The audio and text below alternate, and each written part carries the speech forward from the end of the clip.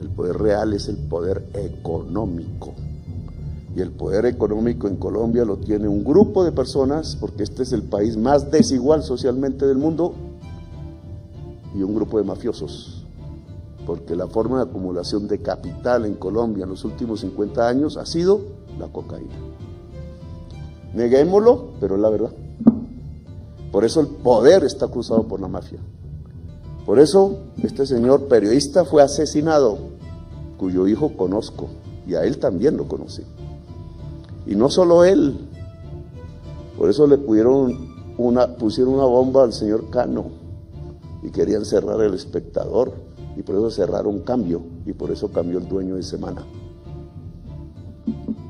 El dueño del Espectador ya no son estos, es el poder económico, y hay que decirlo, es la verdad.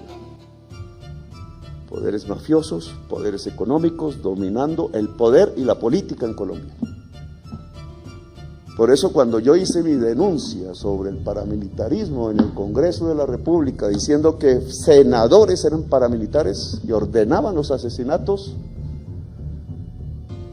Cambio, dijo, Cambio, por otros dueños, pero pronuncio el nombre porque hablo con la verdad, dijo, Petro está cañando.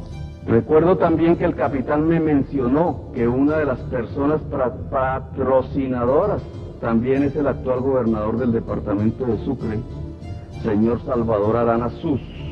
Este ciudadano, según el capitán, patrocinó un homicidio colectivo en un barrio Camilo Torres de Sincelejo, donde fueron asesinadas 5 personas en el mes de septiembre del año 2000.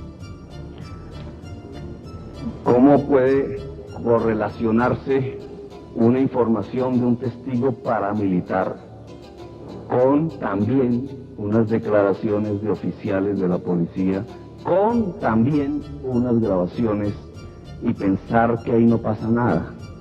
¿Qué hizo el Bavillatriz de la Fiscalía con la grabación? ¿Qué pasó con la investigación? ¿Podemos decir lo mismo hoy? ¿O qué era lo que estaba intentando decir el que fue el director del DAS y que en ese momento oficiaba como periodista? ¿Quién ocultaba la verdad? ¿Congresista, parlamentario joven, que se atrevía a pesar de la amenaza a decirlo? ¿O el que fungía de periodista siendo director del DAS, de un gobierno? Y efectivamente a las 11:30 de la noche hay comunicaciones probadas entre la policía y la Armada de la Infantería de Marina localizada en esta región. A las 11:30 la policía le informa a la Armada. Y los comandantes de la Armada dan orden de colocar retenes, sobre todo en esta región donde creen que va a haber la matanza. Los paramilitares ya estaban en Chengue y en la madrugada hicieron la matanza. Lo interesante de la investigación de la Procuraduría es que mientras está demostrado en la investigación de la Procuraduría que los paramilitares salen a las 7:30, pasan por San Onofre, se encuentran con la policía, salen hacia Macayepo y después hacia Chengue, y solo la policía informa hacia la medianoche a la Armada, los únicos que han sido sancionados por la masacre de Chengue son los de la Armada. No hubo sanción ni a los jefes de la policía de San Onofre, ni hubo sanción al comandante de la policía de Sucre, el señor Norman Arango, que para la hora estaba en fiestas de Corraleja en Sincelejo. Pues podemos decirlo, pasó el peligro, los paramilitares en teoría se acabaron. Mágicamente, antes de matarme, los exiliaron. Incluso hoy piden a este gobierno ser gestores de paz. El presidente Gustavo Petro anunció hace pocos minutos por medio de su cuenta de Twitter que nombrará a Salvatore Mancuso como gestor de paz. Según el mandatario, la designación se hizo porque en su consideración la Ley de Justicia y Paz que permitió la desmovilización de la estructura paramilitar en el país quedó inconclusa, por lo que desea la participación del ex jefe de las autodefensas en el desarrollo de su política de paz total. Pero qué miedo, que callarle la boca a Mancuso, porque puede hablar mucho. Hoy hay muchas cosas que hablar. Pegasus. Es fácil la investigación, no se necesita de los israelíes. Un software que usó Amnistía Internacional, ONG de Derechos Humanos, cuando descubrió el problema que es mundial, no colombiano, el asesinato del periodista árabe descuartizado en una embajada árabe, había sido interceptado por Pegasus. Lo descuartizaron de tal manera que no volviera a aparecer su cuerpo. Periodista él, Pegasus usado por el poder. Y esto en todas partes, me estoy extendiendo, lo sé, pero hay que hablarlo. Esto en todas partes, o en 50 países del mundo, no en todas partes. Uno de ellos, Colombia. Entonces hay que decir que Petro violó la confianza de un centro de inteligencia israelí, para que la discusión sea cómo el presidente viola la confianza y no cómo el poder en Colombia usó Pegasus para asesinar jóvenes. ¿Dónde está la verdad? Yo no puedo mencionarla. Se tiene que silenciar, como silenciaban los campos de concentración y las cámaras de gas por Goebbels en su doctrina de la comunicación. Oiga, asesinaron los jóvenes del estallido a través de la interceptación de sus teléfonos y usando su lenguaje juvenil y sus claves de culturas suburbanas en la DIPOL, por influjo de funcionarios que trabajaban aquí. Con esa plata compraron esos 11 millones de dólares y parece que no era la mafia. Era más importante el objetivo: impedir la rebeldía y los derechos colectivos de la juventud popular de Colombia. Y no lo hicieron en la época de Uribe y sus 6.402 jóvenes acribillados, que se tiene que silenciar. Entonces tienen que decirle falsos positivos para que la gente no sepa que fusilaron a su juventud como Franco lo hubiera hecho con otros nombres. Y lo hizo desde el poder, desde el Estado. El fiscal general de la Nación aseguró que los jóvenes desaparecidos de Soacha fueron dados de baja en combate. No fueron a recoger café, iban con propósitos delincuenciales y no murieron un día después de su desaparición, sino un mes más tarde. Conozco muchísimos casos de soldados presos, condenados por falsos positivos cuando no hay tal. Y le pongo el tema del capitán Durán. O sea, ¿no existieron los falsos positivos? Existieron, no en la dimensión en la que lo presentan las ONGs, porque es parte de la información para destruir el Estado colombiano. Hicimos un teatro para mostrar un supuesto combate por la presión que había de los altos mandos. Yo ejecuté, yo asesiné familiares de los que están acá, llevándolos con mentiras, con engaños, disparándolos, asesinándolos cruelmente, cobardemente, y ponerles un arma y decir un combate, un guerrillero, y manchar el nombre de esa familia, destruir esa familia, dejar unos hijos sin padre. Parte de la fórmula de crear la sistematicidad del Estado depredador ante organismos internacionales. Es una estrategia, yo la he vivido, yo he ido a la Comisión y a la Corte Interamericana, conozco cómo trabajan las ONG. Pero igual están las cifras, están las Pues investigaciones, están los condenados. Pido perdón a Dios. Y hoy me paro acá para reconocer los crímenes de guerra que cometí, delitos de lesa humanidad. Como hicieron con millones de campesinos para quedarse con sus casas, como los masacraron, como este joven lo denunció, y por eso está muerto, y es periodista. ¿A quiénes matan en Colombia siendo periodistas? A los que dicen la verdad o la buscan. ¿A quiénes Petro no puede criticar? Como si no hubiera libertad de crítica, como si al lado de la libertad de expresión no hubiese la libertad de crítica. Petro no puede tenerla, pero sí se le puede maltratar y calumniar, incluso por una franquista contra mi hija. Eso sí, eso no es pecado. De matar a un izquierdista en Colombia no es pecado. En su corazón lo sienten millones de personas porque le han inculcado esa mentalidad, que es una mentalidad nazi. A Gustavo Petro en ese caso lo que hay que aplicarle simplemente es el derecho al tiranicidio y ejecutarlo en plaza pública en manos del pueblo colombiano. Y cueste lo que cueste. No vamos a sacar a este guerrillero que tenemos en la casa de Nariño a decir a Gustavo Petro que se aquiete o lo aquietamos. ¿A través de qué forma se ha inculcado? A través de una forma de comunicación que es la comunicación del poder, que siempre está diciendo que la diferencia es satánica y que hay que eliminarla. Y esa es la tesis de Goebbels y de Hitler. Y el presidente mientras viva, porque me quieren matar, como han intentado matar a la vicepresidenta y lo han ocultado en los titulares.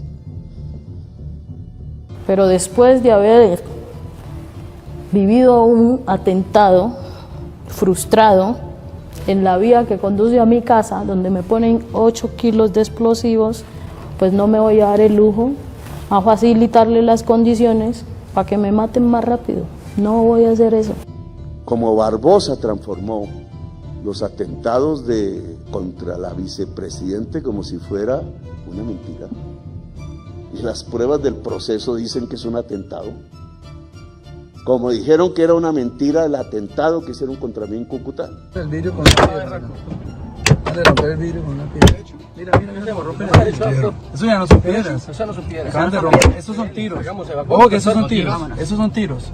La Fiscalía General de la Nación, ¿por qué?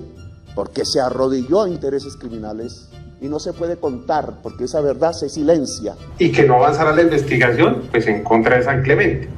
Hijo de puta, o sea, San Clemente sí sabía. Sí, pero no me puede decir, eso va hacia allá. ¿Sabía? Sí, pero no me puede decir, eso va hacia allá. ¿Sabía? Sí, señora, pues al parecer sí, pero eso no me puede decir. Entonces, te lo cuento a ti, entonces, ¿qué es lo que pasó? Se silencia que Colombia es el país más desigual y uno de los más violentos del mundo. Se silencia y se silencia porque se le quiere hacer aparentar a los colombianos y colombianas que vivimos una democracia y es mentiras. Vivimos bajo un Estado asesino que no ha aprendido a construir una democracia. Y sé que soy duro en mis palabras, pero sé cuánto tiempo tengo para decirlas y aprovecho. Porque yo no estoy diciendo mentiras. Entonces la noticia es que Petro quitó la confianza de INPA, la agencia israelí de lavado de activos, porque divulgó lo que nos escribió. Pues la ley permite que el presidente de la República revele secretos reservados, la ley de Colombia, si se violan derechos colectivos. Y la compra de Pegasus fue para violar derechos colectivos, los derechos de nuestra juventud pobre, barrial de las grandes ciudades de Colombia. Yo no lo permito. No me silencia nadie mientras pueda pronunciar mis palabras. Otros que se silencian. ¿Quiénes? Lo que dije en mi discurso allá en Nuquí, Chocó. El poder. Las periodistas del poder, las muñecas de la mafia y quienes le obedecen, cualquiera que sea su profesión, incluida la periodística. Porque el principio liberal y democrático del fundador de la República de los Estados Unidos dijo que la prensa tenía que ser independiente del poder. Y en ese entonces el poder era el Estado, el rey. Lo que estaba diciendo ese revolucionario republicano es: la prensa tiene que ser independiente del rey. El rey no es soberano y no es por derecho divino que está ahí. ¿Cuál es el poder hoy? ¿Alguien se ríe? Bueno, con calma. ¿Cuál es el poder hoy? Hoy hay un rey. El rey no es el presidente. El rey es el oro, el dinero. El rey es el poder económico. Porque estamos viendo en redes sociales como incluso un partido político como el Centro Democrático celebra como un triunfo la llegada de nuestra colega Vicky Dávila a la dirección de la revista y la salida de Ricardo Calderón, de Alejandro Santos, de María Jimena Duzán, etcétera, etcétera. Usted directamente tiene el propósito como dueño de la revista de tener una línea editorial que sea más apegada a los intereses del uribismo en el país. Pero Gabriel, mire, usted está hablando de la importancia de unificar al país, de la importancia de hacer un periodismo que no esté alrededor de la polarización. Sin embargo, Gabriel, desde que ustedes llegaron al Semana y desde que llegó la directora digital, pues la estrategia parece ser distinta a lo que usted está diciendo, parece ser estar como tendencia en Twitter todos los días. La señora Vicky Dávila está envuelta en un escándalo mediático a diario, es protagonista de polémicas peleas en las redes todo el tiempo, utilizando la marca de la revista, poniendo tendencias que son polarizantes. Entonces muchas personas piensan que su estrategia no es en realidad volcarse hacia lo digital como el New York Times, que tiene una estrategia digital basada en la investigación, en la profundidad, sino más bien que ustedes tienen una estrategia basada en la polarización, como si la polarización fuera rentable para ustedes. Pues es un contenido que está muy alejado de la estrategia que estaba manejando, digamos, el contenido de la revista impresa. Era un contenido mucho más mediático, era un contenido mucho más superficial, es decir, y en el momento que ustedes deciden juntar las dos estrategias, entonces evidentemente resulta esta avalancha de renuncias en donde le dicen, no, yo no quiero hacer ese periodismo, yo quiero seguir con el periodismo de profundidad y de investigación. La decisión de nombrar a Vicky Dávila como la directora general de la revista Semana. ¿Cuál fue el criterio y por qué tomó usted ya la decisión como accionista mayoritario de decidir que Vicky Dávila era la idónea para estar al frente del proyecto del cual ahora usted es dueño? Los dueños de los grandes medios de comunicación del mundo son del poder económico. Es un fenómeno mundial de hace varias décadas para acá. Se aplica la frase del revolucionario norteamericano: la independencia del poder, la libertad ante el poder. O se arrodilló un sector de la prensa, la más poderosa ante el poder, y se silencia. Y por eso Gaza no aparece en la mayor parte del prensa del mundo, porque se considera que los árabes son terroristas en general y se estigmatizan, porque se considera que los árabes están dominados por el pueblo elegido de Dios, dice el título del libro de Barack Obama. Y lo lee uno en la Biblia, sí, solo que el pueblo elegido de Dios no es Israel, no mientan, es la humanidad, y Dios es la vida. Y si el pueblo elegido de Dios es la humanidad, lo que están haciendo con 30,000 niños y niñas, masacrándolos y descuartizando, es un genocidio, y hay que decirlo, si es que somos comunicadores sociales y defensores de la prensa libre ante el poder. Pero no, al contrario, el que lo dice es un terrorista, como salía en cierta portada de una revista. Este es el tema de una discusión, claro, con ustedes y entre toda la sociedad colombiana. Yo firmo eso, porque debe haber libertad de expresión, pero al mismo tiempo debe haber libertad de crítica. Son dos, no una. Es la libertad, porque si se calumnia, alguien debe defenderse, porque es su dignidad y su derecho. Y llámese portero del palacio, llámese presidente del palacio, que esto no debería llamarse palacio, sino que son las ilusiones aristocráticas de los descendientes de los esclavistas de Colombia. No hay una foto del presidente negro aquí, presidente Nieto, no hay una foto del presidente indígena aquí, presidente Melo. No había un salón de nuestro premio Nobel, Gabriel García Márquez. ¿Por qué? Porque es caribeño y mulato. Aquí solo hay vajillas de París, jarrones traídos de la China, cuadros donde los colombianos parecen españoles de la blancura de su piel.